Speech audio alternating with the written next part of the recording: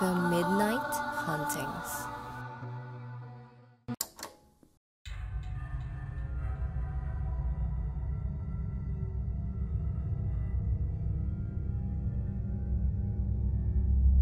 Magandang araw mga ka-midnight, ako si Rex. Ang kwentong ito ay pinadala ng isa nating tagapakinig at ito ay tungkol sa isang babae na naalala ang kanyang pagkabata tungkol sa isang puno ng balete, kung saan nagkaroon siya ng kaibigan na maligno na nakatira di umano dito. Ako si Janine at nangyari ang aking kwento nung ako ay bata pa. Nagsimula ang lahat nang ako ay mapagalitan ng aking mga magulang sa aking pagsisinungaling sa eskwelahan. Dahil doon ay tumakas ako palayo sa bahay at napadpad sa isang ilog na may malaking balete. Napahinto ako sa pagtakbo dahil sa takot nang makita ang puno. Naisipan kong umupo lang sa tapat nito at hindi na lumagpas pa. Humarap lang ako sa may ilog habang nagtatampo sa aking mga magulang. Maya-maya pa ay nakarinig ako ng boses ng bata sa aking likod. Pagharap ko ay may isang batang babae ang lumabas sa likod ng balete.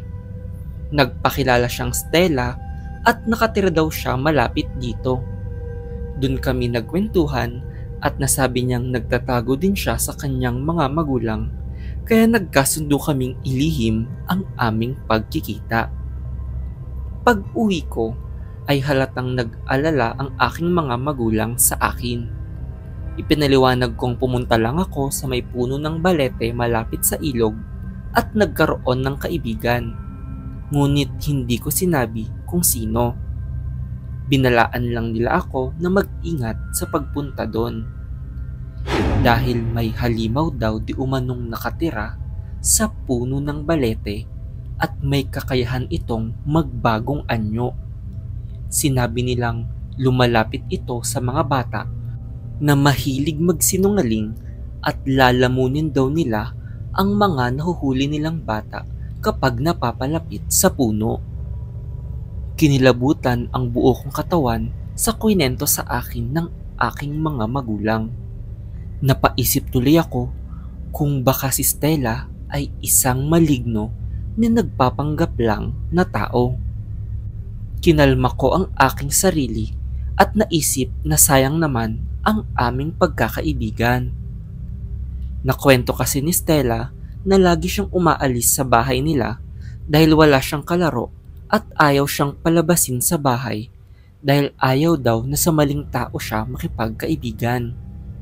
Naisip kong kawawa naman si Stella at kung siya ay isang maligno ay kakaibiganin ko siya.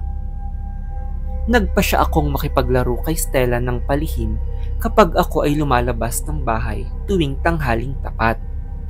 Hindi ko sinasabi sa aking mga magulang kung saan ako pumupunta at lagi akong gumagawa ng kwento. Laking tuwa ko naman na mabait si Stella sa akin. May pagkamahiyain siya at lagi ko siyang inaasar dahil lagi ko siyang napapaniwala sa mga gawa-gawa kong kwento. Ngunit natuwa akong kinaibigan pa din niya ako kahit na may reputasyon ako sa ibang mga bata na ako ay sinungaling at palagawa ng kwento.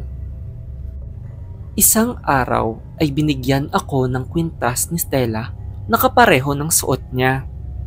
Ito daw ay simbolo ng aming pagkakaibigan at natuwa ako sa aking natanggap. Gayunpaman ay napansin kong lagi akong nauunang umuwi kay Stella at hindi ko pa nakikita ang kanyang mga magulang. Lalong nagtibay ang paniniwala kong sa puno ng balete nakatira si Stella.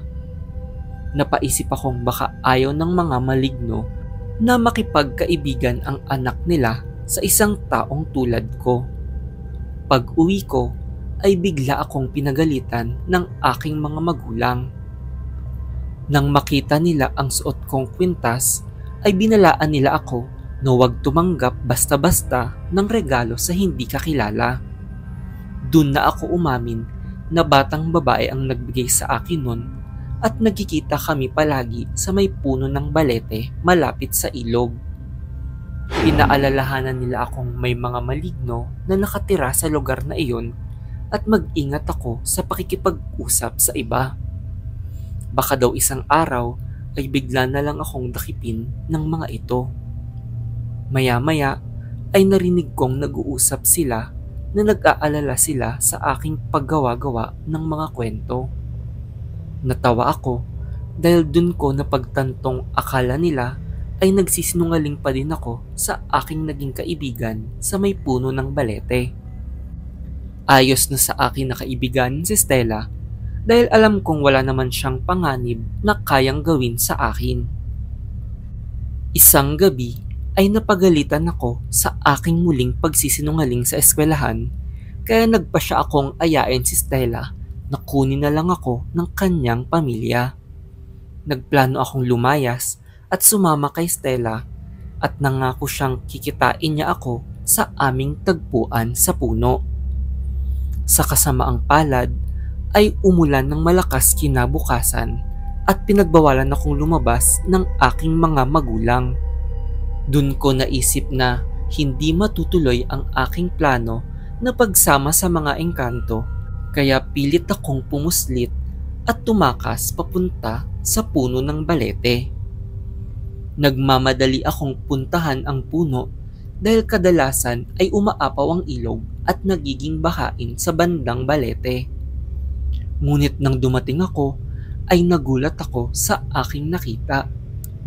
Dahil maraming tao ang nakapalibot sa tapat ng puno at hindi ko inaasahan ang tatambad sa akin. Dahil kitang-kita ko na lumulutang ang katawan ni Stella sa may ilog na tila nalunod ito. Agad akong sinalubong ng aking mga magulang at pinaliwanag ko sa kanila na si Stella ang aking kaibigan na matagal ko nang kasama at ang buong akala ko ay isa siyang engkanto. Hindi ako makapaniwalang isa siyang totoong bata kaya hindi ko naisip na baka maaksidente siya sa pagbaha ng ilog. Buong akala ko ay sa balete siya nakatira at dahil sa aming paglilihim ay hindi din alam ng kanyang mga magulang ang tungkol sa aming pagkikita. Lahat kami ay nagluksa nang malaman iyon at agad na pinabakuran ang ilog para wala nang maaksidente pa. Sinisisi ko ang aking sarili sa aking laging pagsisinungaling kaya hindi ako agad pinaniwalaan ng aking mga magulang na may kaibigan akong nakilala. Baka sakali ay nabalaan kami ng mas maaga pa tungkol sa baha at buhay pa sana si Stella ngayon. Naging leksyon iyon sa akin na hindi magsinungaling at maglihim pa. Dahil sa pagkamatay ni Stella ay nagkatotoo ng merong kaluluwa na nakatira sa puno ng balete.